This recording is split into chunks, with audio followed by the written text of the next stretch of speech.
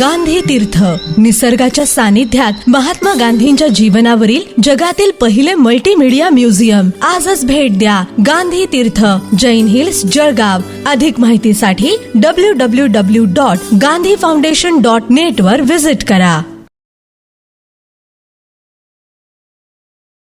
नमस्कार, आपण पाहत आहात अदालत टाइम्स न्यूज. गॅस सिलेंडर नंबरवरून एजन्सीत गोंधळ, काही काळ कार्यालय बंद, अखेर शांततेत तोडगा. जळगाव प्रतिनिधी. गॅस सिलेंडरचा नंबर लावण्याच्या कारणावरून स्थानिक गॅस एजन्सीत आज काही काळ गोंधळाचे वातावरण निर्माण झाले. नंबर लावण्याच्या प्रक्रियेत घाई व गैरसमज निर्माण झाल्याने ग्राहकांमध्ये हमरीतुमरीवर वाद झाला. त्यामुळे एजन्सी परिसरातील वातावरण काही काळ तणावपूर्ण झाले.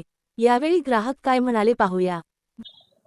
गेले 8 ते 10 दिवस झाले आम्ही गॅस सिलेंडर बुक केलेला आहे, परंतु जो डिलिव्हरी बॉय वारंवार त्याला फोन केल्यानंतर तो आम्हाला सांगतो की साहेब मला आता 8 दिवसानंतर मिळेल, 4 दिवसानंतर मिळेल, आणि बुक करून सुद्धा तो डिलिव्हरी वेळेवर देत नाही.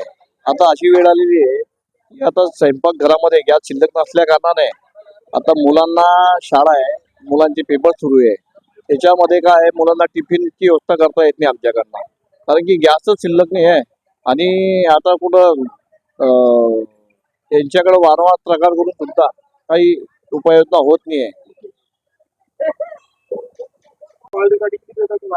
मी हर्षल गॅस इथे आलो असता संबंधित जे काउंटरवर होते त्यांनी माझी समस्या जी होती ती जाणून घेतली आणि मला सांगितलं की तुमचा जो प्रॉब्लेम आहे तो 4-5 दिवसात तुमच्याकडे सिलेंडर येऊन जाईल.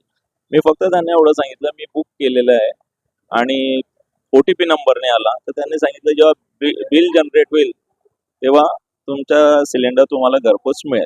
त्यामुळे लोकांनी पॅनिक व्हायची गरज नाही. ज्याचा सिलेंडर संपलेला आहे त्याने रीतसर 21 किंवा 25 दिवसानंतर बुकिंग केलं तर 2-3 दिवसात सिलेंडर येतच. पण आज परिस्थिती अशी निर्माण झाल्याने लोक जास्त पॅनिक झाले. गुढीपाडवा आहे, ईद आहे, त्यामुळे या गोष्टी घडताय.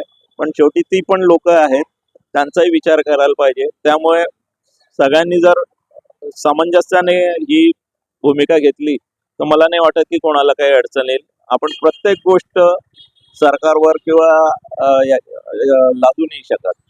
काही गोष्टी आपण स्वतः समजायला पाहिजे, एवढीच इच्छा. घडलेल्या प्रकारानंतर एजन्सीच्या व्यवस्थापकांनी परिस्थिती नियंत्रणात आणण्यासाठी तत्काळ कार्यालय काही काळासाठी बंद ठेवण्याचा निर्णय घेतला. यानंतर दोन्ही बाजूंनी संयम बाळगत परिस्थिती शांत करण्यात आली. व्यवस्थापक म्हणाले की मी हर्षल गॅस एजन्सीतून मॅनेजर बोलतोय, किशोर सपके. सर्व ग्राहकांना नम्र विनंती करतो की सिलेंडर सर्वांनी ऑनलाईन बुक करा आणि सिलेंडर घरपोचची मागणी करा. थोडी वेटिंग आहे, 2-3 दिवस थोडंसं लेट होऊ शकतं, परंतु सिलेंडर घरपोच घ्या, ही सर्वांना नम्र विनंती. आणि कोणीही उन्हातानाचं ऑफिसला येऊ नका, इथं गर्दी करू नका. लोक विचारपूससाठी पण येत आहेत, तसं करू नका. फक्त मोबाईलवरतून ऑनलाईन बुक करून सिलेंडर घरपोचची मागणी करा. धन्यवाद.